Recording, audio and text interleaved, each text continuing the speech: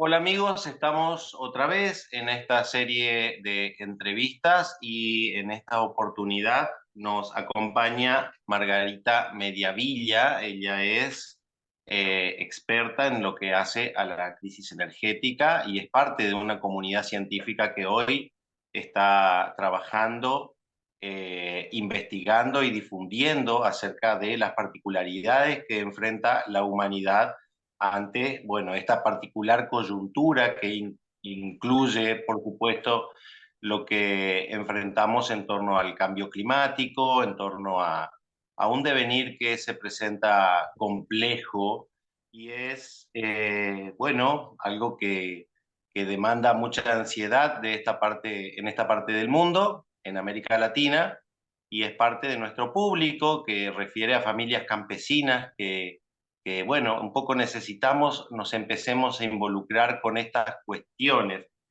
Margarita, un placer, bienvenida, y me encantaría que seas vos que te presentes. ¿Quién es Margarita Mediavilla? ¿A qué se dedica? ¿Dónde estás en este momento? Si nos querés contar un poco. Bueno, muchas gracias Juan Carlos y muchas gracias por esta oportunidad de hablar y de comunicar, ¿no? con gente tan lejana en el espacio, pero bueno, tan cercana en el pensamiento. Bueno, yo soy una castellana, nacida en Burgos, en esta España que se está quedando cada vez más vacía, en esta España central. Estudié físicas en Valladolid y tuve la suerte de poder quedarme en la universidad, en la Escuela de Ingenierías. Soy una especie de híbrido entre ingeniera y física porque ni estudié física pura ni ingeniería. Y bueno, pues hice carrera en la ingeniería, digamos, normal, en robótica y en detección de fallos. Y en un momento dado, cuando saqué la plaza de funcionario, pues decidí trabajar en cosas que fueran más relevantes para la sociedad. Y junto a un grupo de amigos que habíamos sido también pertenecientes a un grupo que se llama Universitas 3M, que trabajaba en cooperación al desarrollo como estudiantes en la universidad, pues decidimos dar el salto a este grupo que fue el GEDS, el Grupo de Energía, Economía y Dinámica de Sistemas, en el cual nos dedicamos a hacer una investigación que tenga relevancia social, una investigación que no solamente sirva para que las empresas ganen algo más de dinero, sino que sirva también a la sociedad porque pensamos que estamos en la universidad pública para eso. Y bueno, también he tenido unos años de activismo social en el mundo ecologista, también a nivel local, aquí en la ciudad de Valladolid. Y últimamente estoy un poquito más retirada de la esfera pública y más dedicada a la investigación en estos modelos que estamos haciendo de transición energética y de transición ecológica global dentro del grupo de energía, economía y dinámica de sistemas.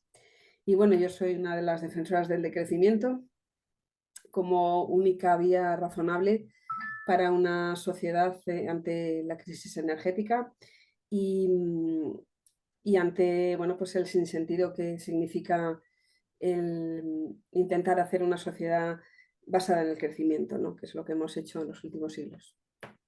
Y bueno, pues yo creo que esa soy yo. Soy además madre de dos hijos y bueno, ya madre ya de hijos emancipados y bueno, pues ahí estoy.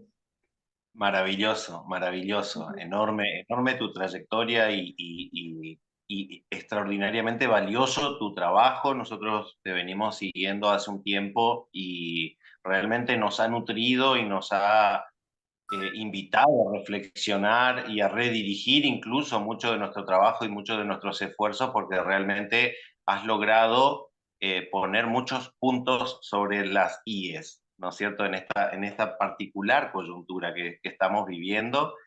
Y en este sentido, yo quisiera tal vez, como para introducirnos un poco y ayudarnos a reflexionar, porque siento que aún, al menos de este lado del mundo, hay muchísima ausencia de información respecto al decrecimiento y te invitaría de alguna manera a iniciar por ahí. ¿Qué sería el decrecimiento? ¿De qué estamos hablando? Para nosotros creo que es muy importante arrojar luz sobre esto, porque somos comunidades muy pobres, sobre todo lo que hace a la familia campesina latinoamericana.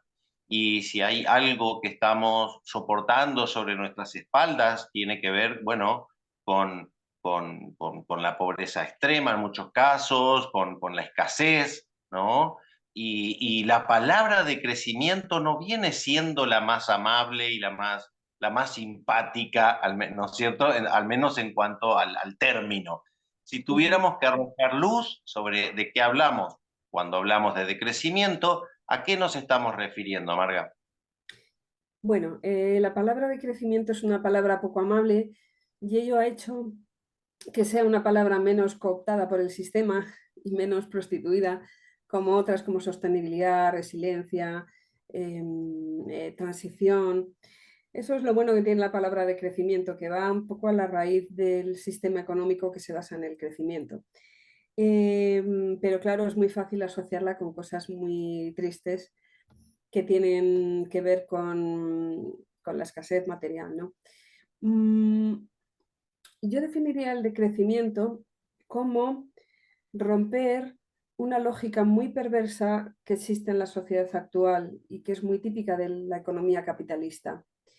Y es esa tendencia a que se busque todo lo que hace negocio, todo lo que genera movimiento del capital, beneficios para algunos, em, a base de hacer lo que sea, de producir lo que sea, de consumir lo que sea. Em, esa lógica que hace que las guerras sean un negocio, esa lógica que hace que medicar a la gente que se podría curar, o sea, que podrían no enfermar a base, pues yo qué sé, de prohibir ciertos pesticidas o a base de llevar ciertos estilos de vida o a base de una medicina preventiva, pues lo que hace que ese tipo de medidas preventivas no se usen y sin embargo se haga negocio a base de enfermar, medicar, curar, sanar, cuando lo que deberíamos haber hecho es evitar los problemas en lugar de solucionarlos a base de vender cosas. O sea, esa lógica que hace que no podamos plantearnos reducir los contaminantes químicos porque nos quedamos sin empleos, que no podamos mm, dejar de vender bombas porque perdemos puestos de trabajo. O sea, esa lógica tan perversa que hace que la sociedad tenga que trabajar para algo que debería ser una cuestión de repartir, o sea, perdón, no sé si lo explica bien. O sea, que a las cuestiones sociales importantes como vivir bien, tener recursos para todos, repartir las cosas adecuadamente, se solucionen a base de esa dinámica de vender más, consumir más, producir más, crear más puestos de trabajo. O sea, esa dinámica perversa que hace que no tengamos más opción que crecer, crecer, crecer, contaminar cada vez más, agotar todos los recursos para tener un mínimo de bienestar, es la que se debe romper con el decrecimiento. O sea, el decrecimiento no es cuestión de que la gente esté mal alimentada o viva en una casa pequeña o sufra estrechez. No, el decrecimiento es no tener que recurrir a ese crecimiento constante que está resultando tan imposible para muchos y tan dañino para los ecosistemas y para la vida para resolver los problemas sociales. Entonces, es romper la lógica perversa del crecimiento. Eso es el decrecimiento o el buen decrecimiento, porque desgraciadamente ya estamos viendo que estamos tocando límites en algunos recursos y eso hace que intentar seguir con el crecimiento de algunos signifique que otros tienen que caer más que decrecer. O sea, que sufrir escasez y es lo que pasa desde hace décadas en muchas poblaciones del sur global o incluso también de lo que llamamos norte global, ¿no? Ciertas poblaciones cada vez tienen una vida más precaria para poder conseguir seguir con esa dinámica perversa de un crecimiento inútil, porque es un crecimiento que no da bienestar a nadie, ¿no? Que incluso da poder y nutre la codicia de algunos, pero no el bienestar.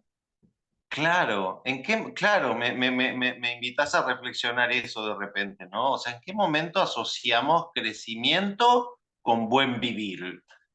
Porque de repente es un poco esa la disfunción. Ujú. Sí, es que, bueno, en algunos casos aumentar el consumo sí significa vivir mejor, pero en otros muchos no. Y estamos Claro, viendo, por ejemplo, que en el sistema alimentario consumimos muchísima más energía que la que consumían nuestras abuelas y, bueno, salvo periodos de escasez o de guerra o no, gente que era muy humilde, nuestra dieta en muchos casos es mucho peor. O la dieta de las clases populares, incluso aquí en España, es, es peor que la que tenían gran parte de los abuelos de esas personas.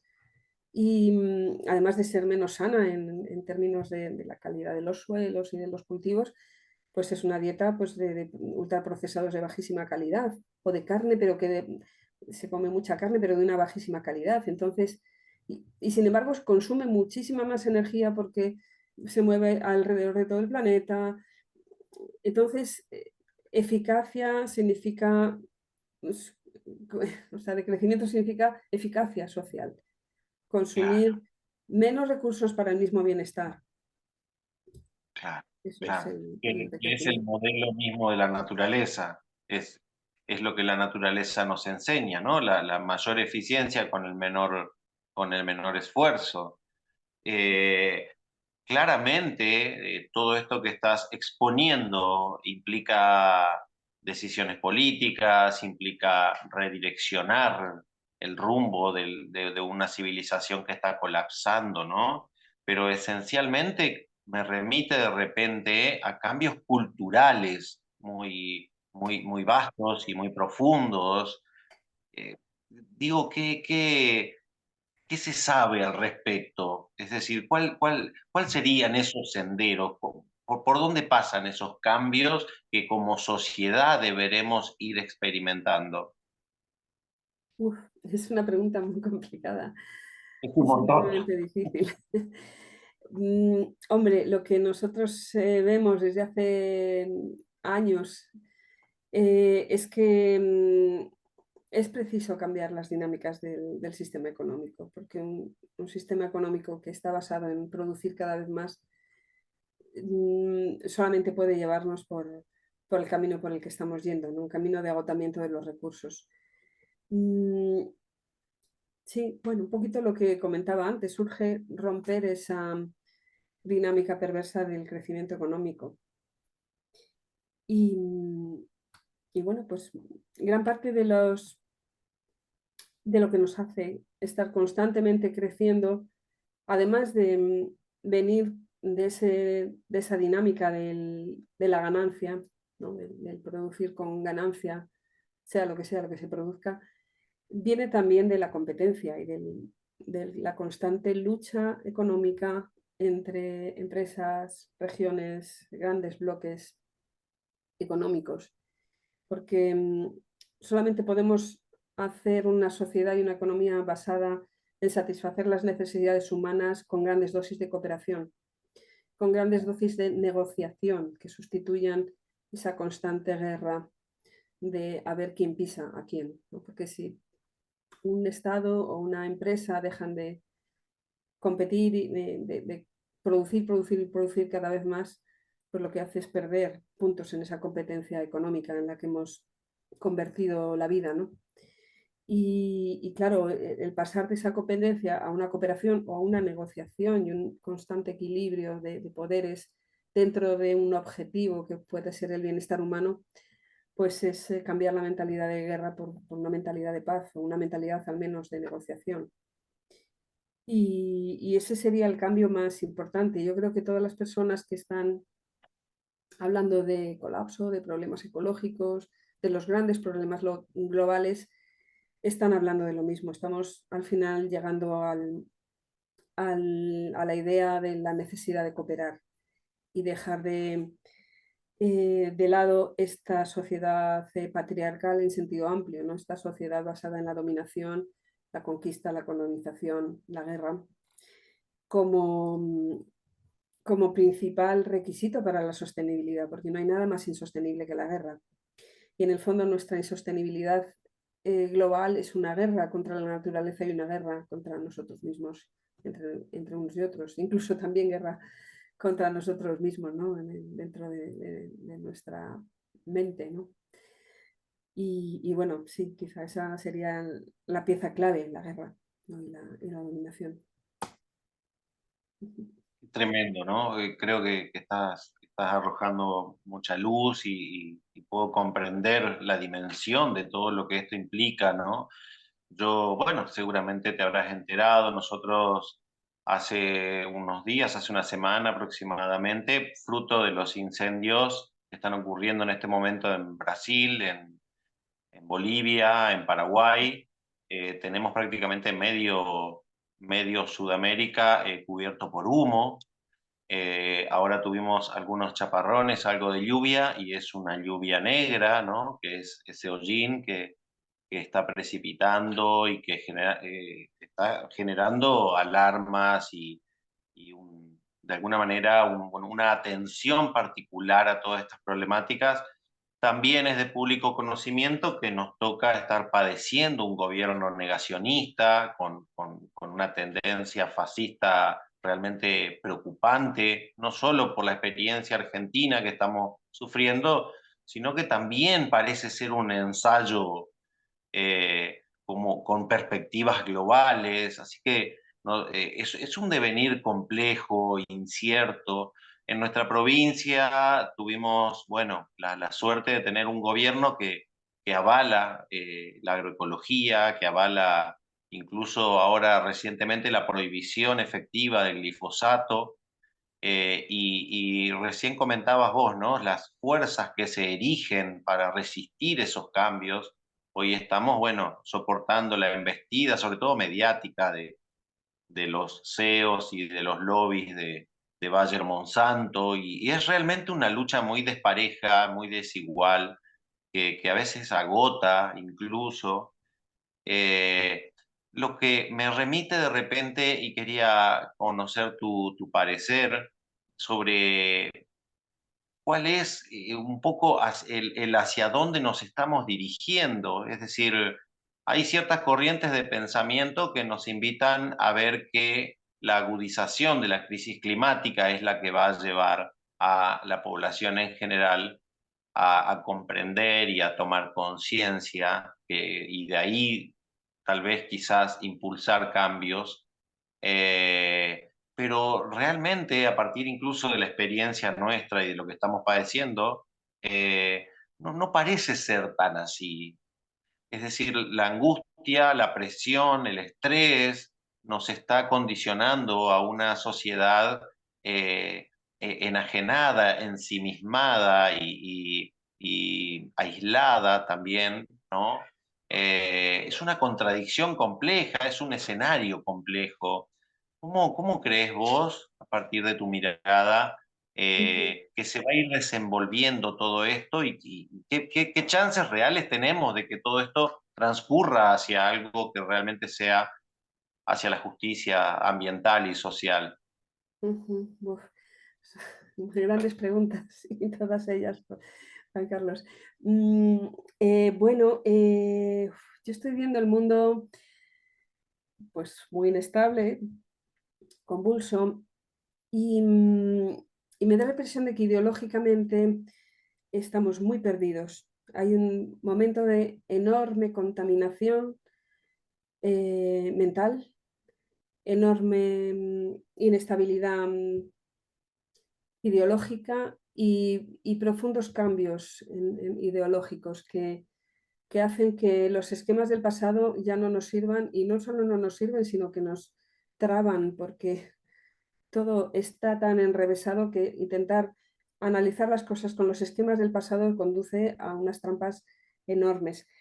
A mí me parece que estamos viviendo la guerra por los recursos global, y también estamos viendo como que ese mundo izquierdas-derechas que durante cierto tiempo existió, esa dualidad Estado-capital, se está rompiendo, y desde la pandemia está apareciendo cierta corriente de capitalismo global em, opuesto a un capitalismo local. O sea, líderes fascistas de estos locales que surgen en todos los países, reclamando, bueno, pues denunciando la lucha contra el cambio climático como un intento global de imponer una agenda, etcétera, etcétera, son una respuesta, a mi entender, local de lo que es el capitalismo local, pero capitalismo nacionalista, contra un capitalismo que es igual de capitalista, pero global. Entonces, bueno, aunque luego igual lo que realmente hacen esta gente que coge el filón del nacionalismo para sacar votos, al final terminan igual de vendidos al capitalismo global, que bueno, pues también pues, estamos viendo ejemplos de esos, pero es esa lucha entre los nacionales, el nacionalismo y el globalismo, siendo ambos igual de capitalistas y en el fondo igual de antiecológicos y de patriarcales Pero sí que es verdad que el capitalismo global ha sabido cooptar gran parte de los mensajes de la izquierda y vestirse de verde, vestirse de violeta, vestirse de progre, vestirse de trans, con el tema ese greenwashing, pinkwashing y todo ese washing del capitalismo que se viste de progre, porque además como tiene al enemigo de los fascistas locales, pues dice, mira, yo soy la salvación porque soy muy progre, porque los otros son todavía peores. Entonces hay que luchar contra el fascismo local, pero claro, el fascismo global que se queda insensible ante 36 kilos de bombas por habitante de Gaza que se han tirado estos días y eso no le parece para nada fascista, ¿no? O sea, pues es como muy incoherente. Entonces, bueno, pues entre un fascismo vestido de cosas muy bonitas y otro vestido de macho, pues bueno, pues yo sinceramente eh, me gustaría no tener que elegir entre ninguno de ellos. Ah, Y ahí es donde hay una ausencia muy importante de lo que podemos llamar la ideología de izquierdas, la ideología social, la ideología de abajo. Esa ideología que no hable de capitalismo, sino de altercapitalismo o de otra cosa que no sea este sistema demencial basado en el crecimiento, que hable de poner la vida en el centro, pero de verdad, no solo con greenwashing, que hable de resolver todos los problemas ambientales y no solamente el cambio climático como etiqueta para vender, vete tú a saber qué, mm, que hable de regenerar las relaciones sociales, de democracia real y no esta democracia que nos quieren vender, que cada vez tiene unos medios de comunicación más censurados, unas redes sociales absolutamente dirigidas, que van de liberales, porque ya te digo, como tienen el otro enemigo, que es todavía peor, pues claro, ellos nos venden como que por nuestro bien nos censuran contenidos, por nuestro bien nos quitan la desinformación, porque claro, toda la desinformación es de fascistas, de derechas, pero claro, también la desinformación, o lo que llaman desinformación de, de cosas vitales que está diciendo la ciencia o que dicen las personas de primera mano y son verdades como puños, pues bueno, pues esas también entran dentro de cosas que estorban al poder. Entonces, esa falta de auténtica democracia, auténtica libertad, auténtica sensibilidad social, auténtica sensibilidad ecológica, esa falta de lo que el movimiento antiglobalización en su día defendió, es hacer la globalización desde abajo, o sea, no una globalización de los capitalistas que se cooperan unos con otros y se entienden entre ellos para tener a los pueblos bajo sus zapatos, sino una auténtica globalización de los pueblos, globalización que salga de las comunidades de todos los pueblos. Y ahí me gustaría enlazar con lo que decías del miedo de esta sociedad que, bueno, sí, estamos muy asustados todos con el cambio climático, pero no hacemos nada. Y claro, no podemos hacer nada si el discurso es el del miedo. Porque, claro, a las élites les encanta el discurso del miedo para tenernos a todos controlados y a todos paralizados. Y el miedo, bueno, pues unos hablan del miedo al cambio climático, otros del miedo a la pandemia, el otro el miedo a que vienen los fachas, el otro el miedo a los inmigrantes, el otro el miedo... y todos esos miedos al final terminan dejándonos como súbditos, ¿no? Dejándonos paralizados. No se pueden crear comunidades campesinas, no se puede hablar de agroecología, no se puede cuidar la tierra, no se puede cuidar a las personas, no se puede regenerar ni los suelos ni la sociedad desde el miedo. Entonces, aunque el miedo sea difícil de evitar, es necesario trascenderlo. Es necesario trascender el miedo y evitar todos estos mundos informáticos y esta contaminación en la infosfera que nos lleva al pánico, ¿no? O sea, hay que volver otra vez a encontrarse cara a cara, eh, volver otra vez a tener redes físicas de gente, encontrarse en el pueblo, en la tierra, en la ciudad, y ir ahí construyendo comunidades de abajo. Que bueno, que evidentemente las cosas están mal, pero siempre podemos empeorarlas. O sea, lo que no podemos hacer es empeorarlas. Vamos a seguir construyendo e intentando huir de los discursos del miedo porque son lo que más empeora todo.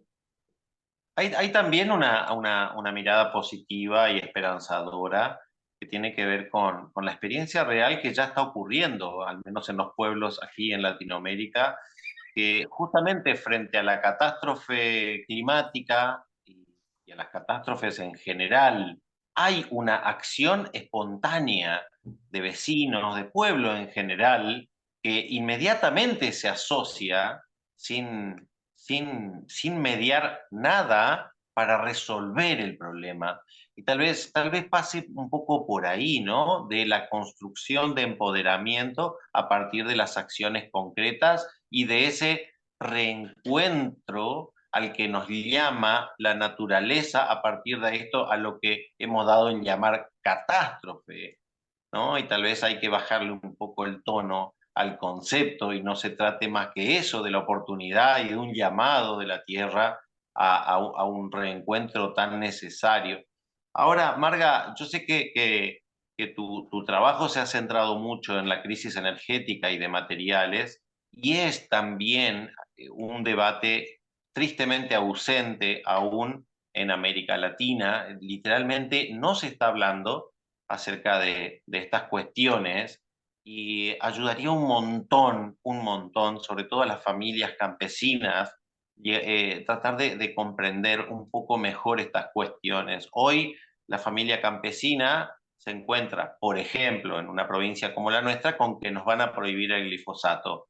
Y lamentablemente el lobby de Bayer Monsanto hace mella porque, bueno, se lo pone en nombre de que la prohibición del glifosato significa, bueno, no dejarlos producir, entendiendo que sí se puede producir de otra manera, pero también hay otra variable que se esconde y es el encarecimiento brutal que han tenido estos insumos de síntesis química, ya sea los fertilizantes, herbicidas, fungicidas, venenos, y entiendo, y seguramente vas a ayudarnos a comprender mejor, de que este encarecimiento es un fenómeno que vino para quedarse y que está de la mano con el pico del petróleo, con la crisis energética y de materiales.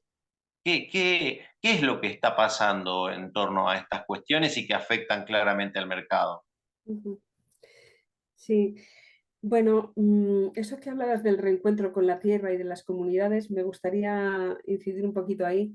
Yo este verano he estado en un par de cursos de bioconstrucción por aquí, por España, y, y me ha resultado muy bonito ver a gente joven, porque este tipo de cosas tiene bastante tirón entre gente joven que quiere buscarse la vida, que está harto de alquileres abusivos, que está harto de la ciudad y que se dedica a construir su casa. Es decir, bueno, voy a ver si me puedo construir mi casa o bueno, o a medias entre lo que yo construyo y lo que contrato. Y, me parece muy bonito el tirón que está teniendo entre la gente joven, gente que está ya muy concienciada, que está muy harta de discursos y que lo que quiere es buscarse otro tipo de vida en el rural y también creando comunidad, porque yo creo que esto es una de las cosas que puede ser más interesante, una ruralización y esa búsqueda de comunidad compartir saberes a base de canales informales para bueno, pues sacar adelante otro tipo de cultura. Y ahí en eso que dices de los agricultores, pues es súper importante. Yo sé hay una baza importante de cara al cambio climático, de cara a la pérdida de biodiversidad y a la desestabilización de los ecosistemas, de cara a la crisis social por la importancia que tiene la alimentación. Em, y yo diría que es la tierra, que es la agricultura, y como política estrella la agroecología. Es muy difícil vender la agroecología cuando está Bayer, Monsanto, Fertiberia y todo el establishment lanzando constantemente una tanda impresionante de descalificaciones contra cualquiera que se permita negar de las bondades de su método. Pero la agroecología es la gran esperanza de la humanidad, yo diría, porque bueno, pues si no podemos conducir el coche, pues bueno, es una incomodidad, pero si no podemos comer, eso sí que es realmente una crisis social. Entonces, si algo nos puede garantizar que podemos seguir alimentándonos decentemente, pues es una enorme esperanza. Y, y claro, es muy difícil hacer esa transición porque es un cambio de mentalidad enorme, pero yo diría que las familias campesinas deberían ser las primeras en emprenderla y las primeras en exigir ayuda de la sociedad y de los gobiernos para hacer esa transición. Porque el pico del petróleo, bueno, pues ya llevamos muchos años diciendo que va a pasar y mucha gente no se lo cree porque no lo ve directamente en su casa, pero en América Latina hay muchos países que ya han sufrido el pico del petróleo, el primero Argentina, ¿no? Cuya producción lleva ya unos cuantos años bajando. México desde 2005, Venezuela, también Ecuador, hace nada. O sea, el pico del petróleo ya ha sucedido en América Latina, que yo sepa, porque la producción global de América Latina ya está empezando a bajar. O sea que el pico del petróleo está aquí. Otra cosa es que Estados Unidos, mediante fracking y Arabia Saudí y otros, hayan conseguido mantener las reservas, la producción todavía en una especie de meseta que, bueno, todavía sube un poquito, pero no mucho. Pero el que otros produzcan petróleo no quiere decir que el pico del petróleo no haya pasado ya para vosotros, porque estáis importando un petróleo, vamos, o dejando de exportar un petróleo que antes sí se producía. Y, y no podemos esperar a que ya el pico del petróleo sea evidentísimo para empezar a tomar medidas. El pico del petróleo de América Latina ya está. Quizá si se empiezan a hacer barbaridades, como por ejemplo fracking, o sea, fracking, extracción de petróleo no convencional en Venezuela, destrozando toda la selva del Orinoco, pues bueno, es posible que la producción latinoamericana todavía vuelva a subir, pero vamos, es obvio que lo bueno ya se ha acabado. Y la agricultura es probablemente el sector más frágil frente al pico del petróleo y frente a la escasez de gas, y eso lo ha mostrado la crisis de Ucrania. O sea, a nada que el gas ucraniano ha empezado a flaquear en Europa, el desastre para los agricultores ha sido tremendo. Y claro, y esa subida de los insumos que tú dices es muy importante, sobre todo porque hay otros sectores que pueden sobrevivir un poco mejor a la subida de los insumos del petróleo y del gas natural, pero la agricultura es un sector que trabaja con unos márgenes muy, muy, muy ajustados, eso lo saben bien los agricultores, y cualquier rebaja en los insumos o cualquier subida en los insumos se nota muchísimo. Así que los agricultores deberían ver como agua en mayo el, la agroecología y la capacidad de independizarse de esos insumos, no solo como una medida ecológica para cuidar el planeta o para hacer alimentos de calidad para los consumidores ecopijos de la ciudad, no, es que es su economía, es su economía doméstica y la economía de las granjas la que está comprometida si siguen con ese sistema. Y, y bueno, no es fácil porque realmente los agricultores que están trabajando en agricultura ecológica están investigando desde la empresa, o sea, sin apoyo de subvenciones estatales, sin apoyo de la universidad, jugándose sus beneficios por la investigación que hacen metiendo un cultivo de cobertura u otro cultivo. Entonces eso, desde luego que es desigual. No se puede esperar que una investigación que se hace en esas condiciones tenga los mismos resultados que una investigación que está mimada por la Comisión Europea, por el MIT y por otras grandes instituciones de financiación pública y privada de la investigación. sea, dicen que los rendimientos de la agroecología son un 20% menores que los de la convencional. Pues me parece maravilloso, o sea, porque con 0 euros de presupuesto en I+D, si consigues Un montón, solamente un 20% menos, eso es un éxito un increíble. montón. Es Tal que cual. lo raro es que funcione, cuando Claro, no solamente no se la financia, sino que se le dan patadas constantemente. Entonces, si la gente todavía consigue producir sin químicos, es porque se puede hacer. Y desde luego, si alguna vez empezamos a invertir en ello, pues se podrá y probablemente se tengan los mismos rendimientos o incluso mayores que con la convencional. Pero bueno, hay claro. que pensar hacerlo. Y hay realmente una necesidad más que importante acerca de cuáles son las decisiones políticas necesarias implicadas en la transición. Cuando hablamos de transición, cuando hablamos de resiliencia, cuando hablamos de decrecimiento, si eso lo tenemos que traducir en decisiones políticas. ¿Podrías ayudarnos en ese sentido? ¿Cuál es el plan? ¿Cuál debiera ser ese plan? Bueno, casi nada. Claro, en zonas tan rurales como la provincia, ¿qué provincia era? Perdona. Provincia de Misiones. Vale. Sí. Bueno, sí, son zonas muy agrarias. Bueno, evidentemente hay que apostar por la agroecología. Hay una cosa que puede ser también una política de las mejores y es el tema del pastoreo, el pastoreo regenerativo. O sea, la regeneración de suelos debería ser una prioridad a nivel mundial. Cuando hablamos de cambio climático, una de las mejores formas de contrarrestar el aumento del CO2 es la regeneración de suelos, es de los mejores sumideros que tenemos.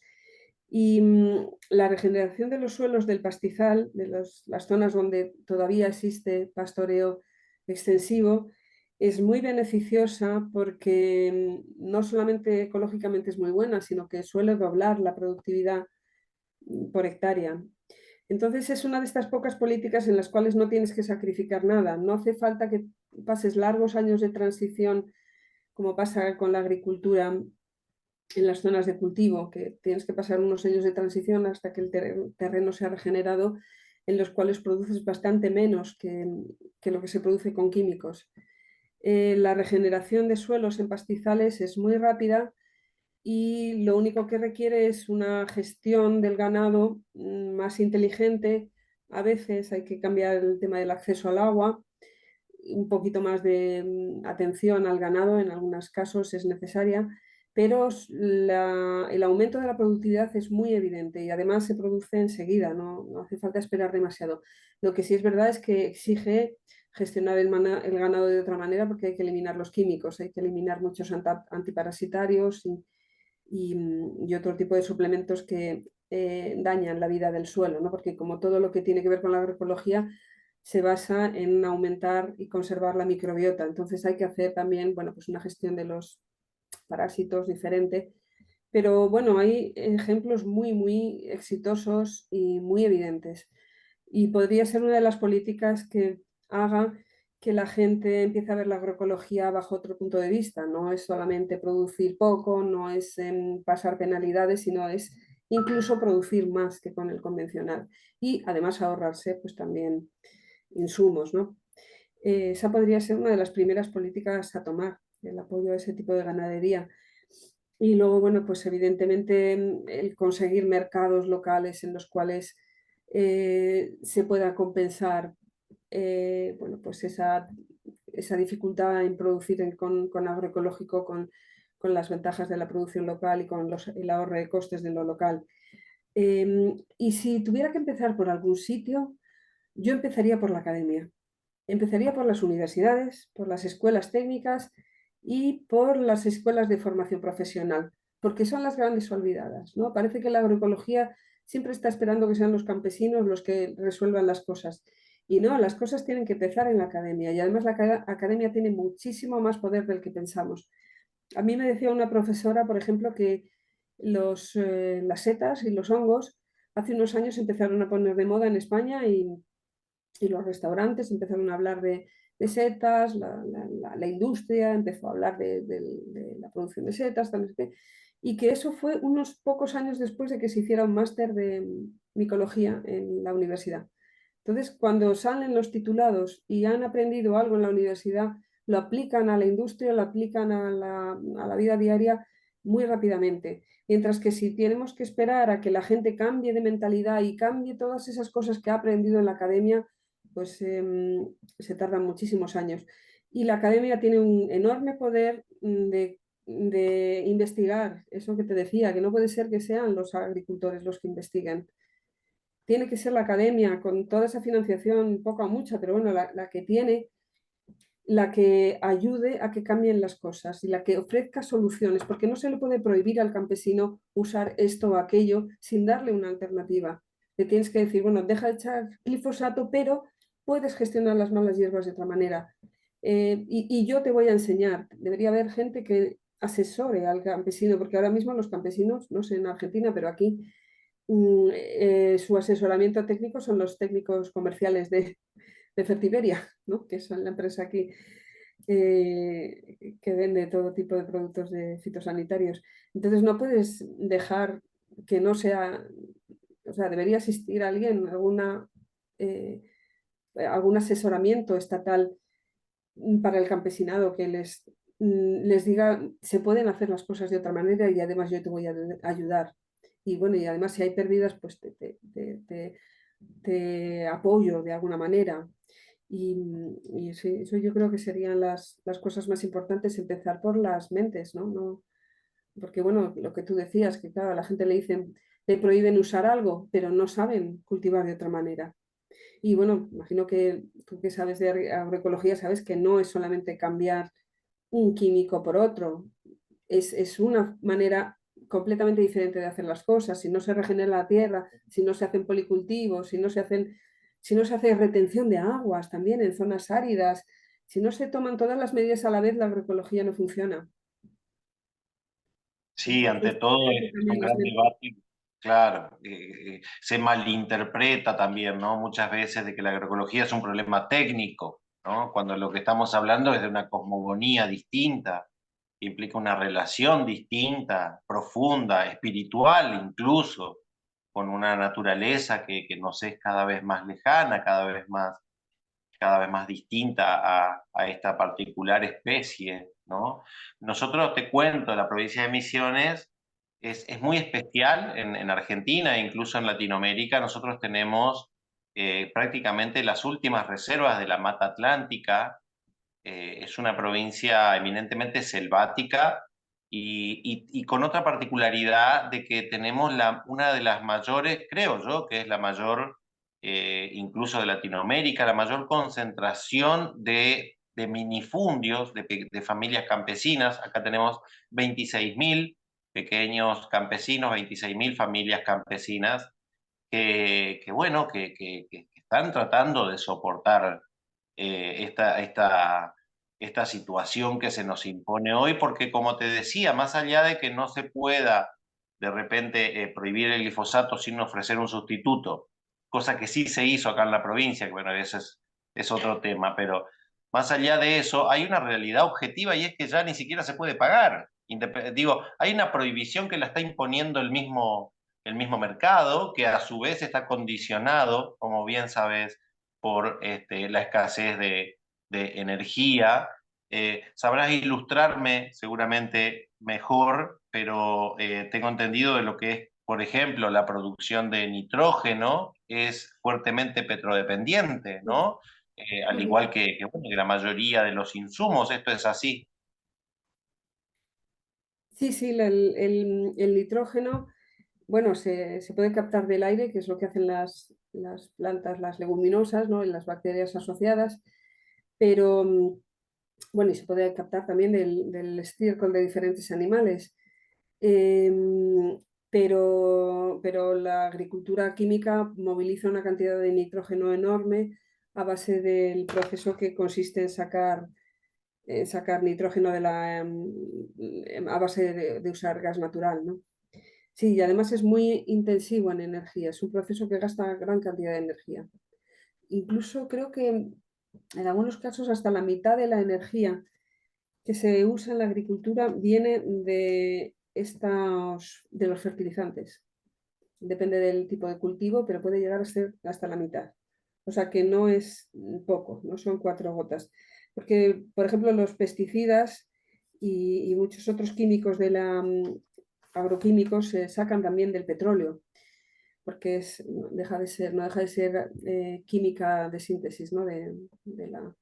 Derivados del petróleo, pero no es tanta la cantidad que se necesita, pero para los abonos se necesita una cantidad muy importante. Tal cual, tal cual, tal cual. Es un escenario complejo. Al mismo tiempo, siento yo, a mí me toca vivir, como te decía, en el monte, en la selva, y tras tantos años de estar detrás de todas estas cuestiones, también uno de alguna manera siente que es una oportunidad fantástica, ¿no? Que se está abriendo frente a un colapso bueno, que tampoco es tan novedoso. Creo que venimos padeciendo esta derrumbe hace mucho y el siglo XXI nos viene a traer de alguna manera este regalo, esta oportunidad de alentarnos a imaginar una sociedad distinta. Eh, Claramente también hay muchas respuestas que no vas a tener vos, ni voy a tener yo jamás, porque creo que las respuestas a las preguntas más importantes van a tener que ser una elaboración de colectivos, de pueblo, de organización, ¿no? Eh, y que bueno, que es la misma naturaleza la que nos está empujando a todo esto.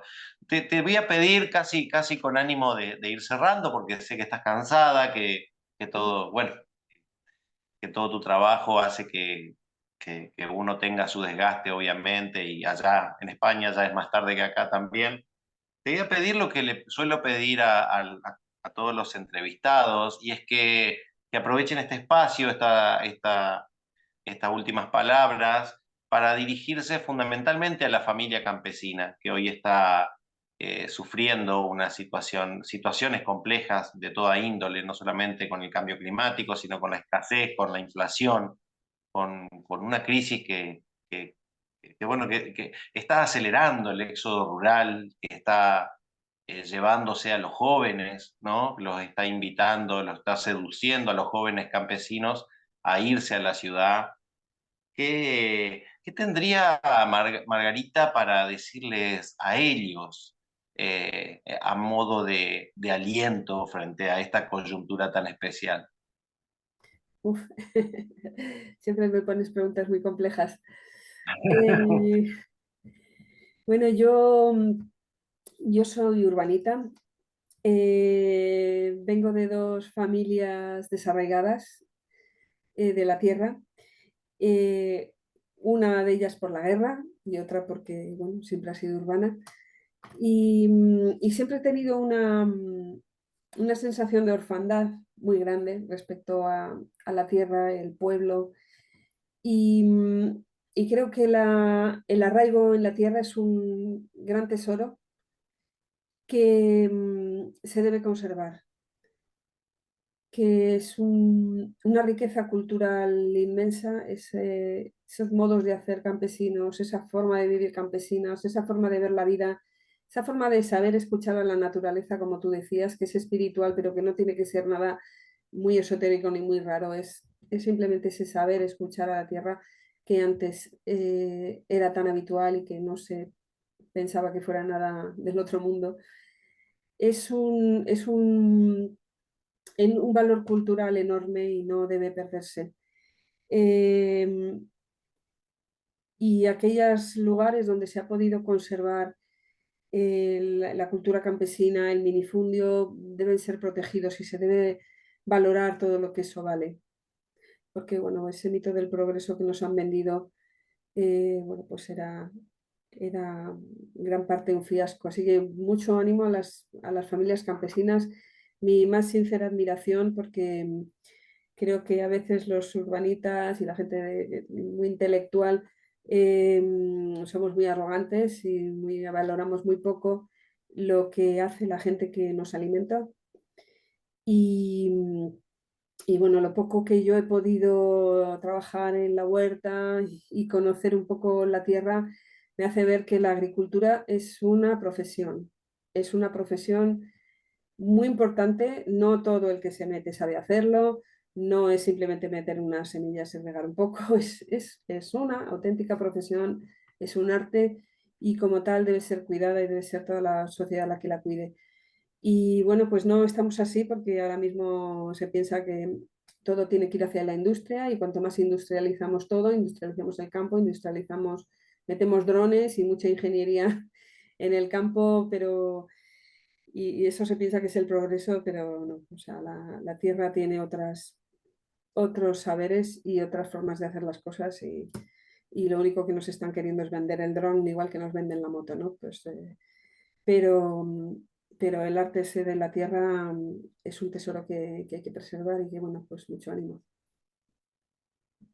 Qué hermoso, qué hermosas palabras, Margarita. Margarita Mediavilla. Bueno, yo también quiero cerrar con simplemente diciéndote gracias, justamente en el nombre no solo de los 26.000 pequeños campesinos de nuestra provincia, sino de alguna manera con humildad también, ¿no? También un poco en el nombre de los campesinos de América Latina. Eh, Decirte muchísimas gracias, Marga, por tu trabajo, por tu dedicación.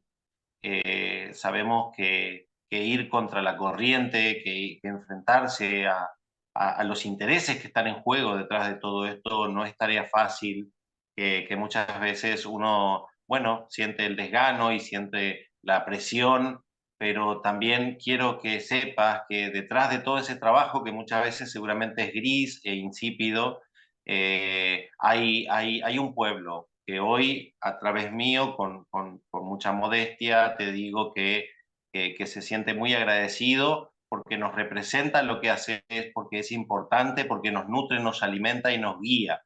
Así que en el nombre de todos ellos, decirte muchas gracias por esta oportunidad y por tu trabajo y por existir.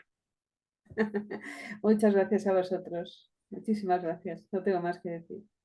Abrazo grande, Me he Marga. emocionado. Un abrazo.